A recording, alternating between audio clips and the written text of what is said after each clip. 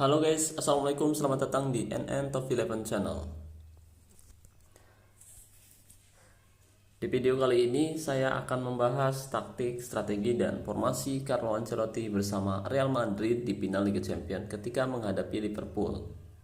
Video ini saya buat karena mendapatkan request dari Coach David Firmana yang ingin tahu taktik, strategi, dan formasi Real Madrid di final. Kita tahu di musim 2021-2022 final Liga Champions berjalan sangat menarik guys, antara Madrid versus Liverpool. Dari awal bergulirnya Liga Champions musim itu, sebenarnya banyak yang tidak mengunggulkan Madrid bisa lolos sampai ke final.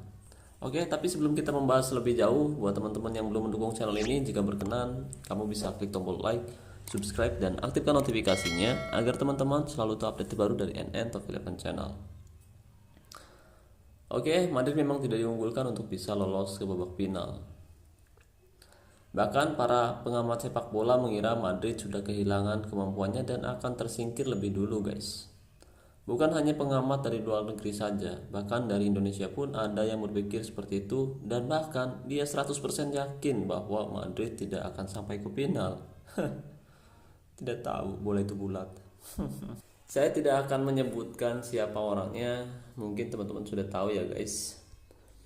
Ya, meskipun saya fans Chelsea bukan berarti saya tidak mengunggulkan Madrid. Saya berharap Madrid memang tersingkir lebih dulu ketika menghadapi Chelsea dan Chelsea yang kembali juara. Harapan palsu. Meskipun sempat menang melawan Chelsea di leg ke-1, Madrid lalu kalah di leg kedua tapi lolos ke babak semifinal karena agregat gol tandang guys. Dari situ saya teringat ketika Chelsea menjadi juara champion pada musim 2011-2012 di mana Chelsea adalah tim non unggulan karena pada musim itu Chelsea bermain tidak cukup bagus. Bahkan sempat kalah dan harus comeback melawan Napoli dan berhasil menyingkirkan Barcelona hingga lolos ke final melawan Bayern Munchen, dan Chelsea keluar sebagai juara Liga Champions musim itu. Padahal Munchen bermain sangat bagus. Dan ya, itu adalah momen yang sangat indah buat saya karena hal yang belum pernah didapatkan oleh Chelsea pada musim 2011-2012 sudah tercapai, yaitu mengangkat trofi si kuping besar. Saya nonton guys waktu itu sampai begadang. Begitupun dengan Madrid yang ditekan terus-menerus oleh Liverpool sepanjang laga. Tapi serangan-serangan Liverpool tidak membuahkan hasil karena pertahanan Madrid sangat solid guys. Dan akhirnya Madrid yang keluar sebagai pemenang setelah Vinicius Junior mencetak gol semata wayang untuk kemenangan Madrid 1-0 atas Liverpool. Madrid pun kembali mengangkat trofi kuping besar. Strategi bertahan yang diterapkan Carlo Ancelotti banyak mendapatkan kritikan. Bahkan Xavi Hernandez, manajernya Barcelona, juga ikut menyinggung strategi Don Carlo guys. Kemudian Don Carlo membalas sindiran dengan berkata, "Saya ingin menjawab dengan sebuah pertanyaan. Apa artinya bermain bagus?" Ucap Ancelotti dilansir dari AS. "Setiap orang memiliki pendapatnya masing-masing. Buat saya, bermain bagus itu adalah bermain bagus ketika kamu tampil bagus saat menguasai bola dan ketika kamu tidak menguasai bola. Kamu bisa sangat bagus saat bertahan, tapi itu bukan berarti kamu bermain bagus. Karena jika kamu tidak melakukan apapun ketika menguasai bolanya, maka kamu tidak melakukan apa yang dibutuhkan untuk menang. Jadi kamu tidak bermain bagus. Dan sebaliknya, kalau kamu menyerang dengan bagus dan bertahan dengan buruk, tim kamu berarti tidak bermain bagus." Sambung mantan pelatih Juventus, AC Milan, Chelsea, Bayern Munchen, dan Paris Saint-Germain ini. Sepak bola itu tentang menyerang dan bertahan. Sebuah tim yang bermain bagus ketika mereka bisa menyerang dengan bagus dan bertahan dengan bagus. Apakah itu dengan pressing rendah, menengah, atau tinggi? Itulah sepak bola dalam pandangan saya. Dan tidak ada orang yang bisa mengubah apa yang saya pikirkan.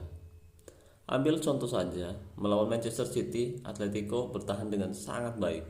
Setelah itu kamu bisa berdebat apakah mereka bisa melakukan yang lebih ketika mereka menguasai bola. Tapi pertahanan mereka sangat-sangat bagus, Ancelotti menambahkan.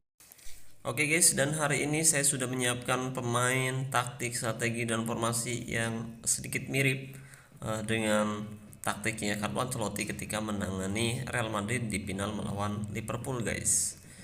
Dan untuk mengganti nama, mendatangkan pemain, berikut mengganti nama klub juga, kira-kira saya menghabiskan sekitar kurang lebihnya 80 tokenan guys. Jadi ya lumayan menghabiskan dana sebenarnya. Di sini sisa token tinggal 7. Oke, saya sudah menantang Liverpool.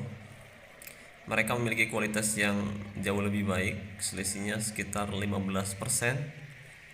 Jadi saya tidak akan menjadi komentator kali ini. Saya hanya akan sedikit menjelaskan taktik, strategi, dan formasi apa yang digunakan Real Madrid dan bagaimana cara saya menerapkannya ke dalam game Top 11. Dan kali ini saya menantang tim yang kualitasnya jauh lebih baik, yaitu YNWA. Dia itu fans Liverpool, jelas dari namanya dan dari logonya juga. Dan saya akan coba untuk bisa mengalahkan mereka menggunakan taktik, strategi, dan formasinya Real Madrid. Dan apa jadinya jika formasi tersebut diterapkan di dalam game Top 11. Jadi simak baik-baik videonya hingga selesai. Kali ini saya tidak akan menjadi komentator ya guys. Oke, pertama saya akan menempatkan Vinicius Junior menjadi penendang sudut. Saya akan menempatkan dia sebagai penendang sudut. Kemudian untuk Karim Benzema saya akan menempatkan dia sebagai penendang penalti dan penendang bebas. Kemudian saya akan tempatkan dia juga sebagai kapten.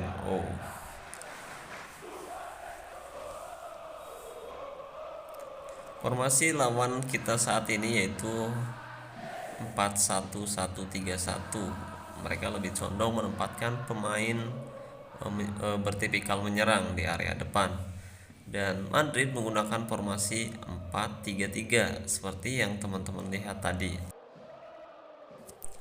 Kemudian untuk taktiknya sendiri, Madrid menggunakan mental tim normal di babak pertama, fokus umpan sayap kiri, gaya mengumpan perpaduan serangan balik nyala, gaya tekanan rendah, gaya tackle mudah, gaya penjagaan, jaga daerah tertentu, dan jebakan offside nyala. Tapi karena Liverpool terus-menerus menekan Madrid, akhirnya perubahan strategi dilakukan oleh Carlo Ancelotti. Karena Don Carlo sangat paham Liverpool memiliki kualitas yang sangat baik ketika menyerang. Jadi mau tidak mau Madrid harus bermain bertahan dengan mengandalkan serangan balik cepat dan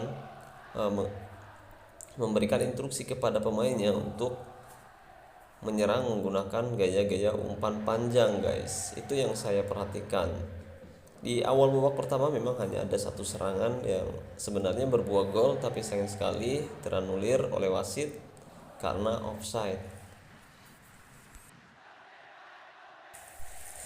Dan di babak kedua, Carlo Ancelotti mencoba sedikit serangan yang membuahkan hasil. Saat itu Madrid lebih berani untuk maju ke depan. Kita tahu Carlo Ancelotti bermain normal, kemudian dia sedikit bermain bertahan atau hampir bertahan total. Dan di babak kedua tepatnya setelah turun minum, mereka berhasil mencetak gol lewat Vinicius Junior di menit 58 kalau nggak salah. Oke.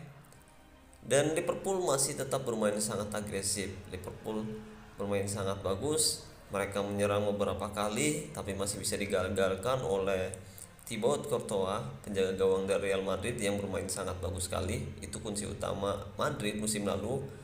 Semua serangan-serangan yang mengarah ke gawang Courtois bisa digagalkan. Jadi kuncinya bukan hanya pada Vinicius Junior dan Karim Benzema, tapi seluruh tim, seluruh skuad atau kesebelasan Madrid memang bermain sangat bagus sekali. Dan sedikit perubahan lagi di tengah babak kedua, mereka mengganti strategi dari yang awalnya menyerang kemudian kembali bertahan dengan sedikit bermain lebih agresif di babak kedua. Agresif bukan untuk menyerang tapi agresif untuk bertahan. Mereka tahu Liverpool sudah mulai kelelahan dan dia tidak sebagus di babak pertama ketika mereka terus-menerus menyerang Madrid. Jadi mereka bermain agresif karena stamina yang dimiliki oleh Madrid lebih banyak ketimbang Liverpool. Kita tahu strategi gegen pressing akan sangat menguras kondisi pemain. Jadi Madrid bisa memanfaatkannya di babak kedua hingga tidak bisa kebobolan lagi guys. Nah itu dia.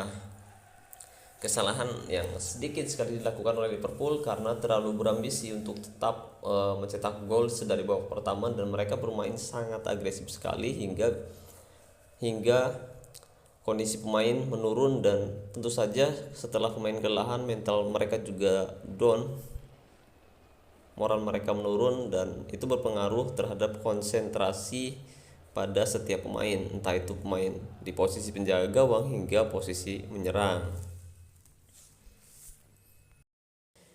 Dan ini bukan hanya sekedar teori guys, saya sudah menerapkannya di beberapa akun top 11 saya dan hasilnya memang cukup bagus. Pertahanan yang bagus, dan saat kita menyerang juga bagus, atau ketika tim kita menguasai bola atau tidak menguasai bola sama bagusnya, itu berarti tim kita bagus. Apalagi jika tim kita berhasil memenangkan pertandingan guys, meskipun pemain kita sedikit ya bermain tidak cukup bagus. Yang disebut tidak cukup bagus itu ya menurut saya kalau tim kita gagal menang guys, misalkan hanya seri ataupun kalah gitu. Jadi kita harus memperbaikinya di pertandingan selanjutnya guys. Kalau tim kita bermain bagus tapi hasilnya kalah, sama aja berarti tim kita tidak bagus. Sama seperti yang dikatakan oleh Carlo Ancelotti tadi guys. Dan sekarang tim saya sudah unggul 2-0 atas JNWA di menit 80 guys. Oke, ini adalah formasi yang saya gunakan. Teman-teman sudah melihat di awal video tadi formasinya seperti ini. Jadi saya sedikit menerapkan Benzema di awal pertandingan itu sedikit ke belakang, dan di babak kedua saya sedikit memberikan instruksi maju ke depan untuk Karim Benzema dan menjadi ujung tombak. Itu yang diterapkan oleh Carlo Ancelotti. Tapi karena Liverpool memang bermain cukup bagus, jadi yang mencetak gol yaitu Vinicius Junior. Benzema juga tidak egois guys. Sebenarnya dia bisa saja menendang umpan dari siapa tuh tadi maksudnya. Pokoknya menendang umpan yang akan mengarah pada Vinicius, tapi dia membiarkan saja karena tahu dia ada di posisi offside gitu. Simple sekali sih, Benzema memang sudah tua tapi dia udah mateng banget guys. Itu yang tidak dimiliki oleh pemain-pemain lain. Sekarang waktu menunjukkan menit 89 dan saya berbicara mengenai pertandingan antara Madrid versus Liverpool. Untuk taktiknya sendiri sudah saya bahas tadi di dalam video. Jadi buat teman-teman yang ingin meniru taktik, strategi dan formasi ini, pastikan kamu melakukan uji coba terlebih dahulu melawan tim yang kualitasnya lebih tinggi guys. Jika dalam 5 pertandingan tim kamu selalu menang, kamu bisa menerapkan taktik, strategi, dan formasi ini untuk laga-laga resmi seperti Cup, Liga, ataupun Liga Champion. Tapi jika hasilnya jelek, sebaiknya kamu urungkan niat kamu tersebut untuk menggunakan taktik yang saya bagikan ini. Oke, dan kali ini tim saya mampu mengalahkan Liverpool dengan kualitas mutu yang jauh lebih tinggi. Seperti itulah cara saya mengatur taktik, strategi, dan formasi ketika pertandingan berlangsung. Terima kasih banyak buat teman-teman yang sudah menonton video ini sampai selesai. Terima kasih banyak atas doa dan dukungannya. Terima kasih banyak untuk Coach Aji Permana yang telah request. Terima kasih atas dukungannya juga. Terima kasih atas requestnya. Dan buat teman-teman yang sudah request tapi belum saya buatkan videonya, insya Allah di kesempatan selanjutnya saya akan usahakan untuk membuat requestan dari teman-teman. Sekali lagi saya ucapkan terima kasih banyak. Wassalamualaikum warahmatullahi wabarakatuh. Salam olahraga, salam Top 11 Indonesia.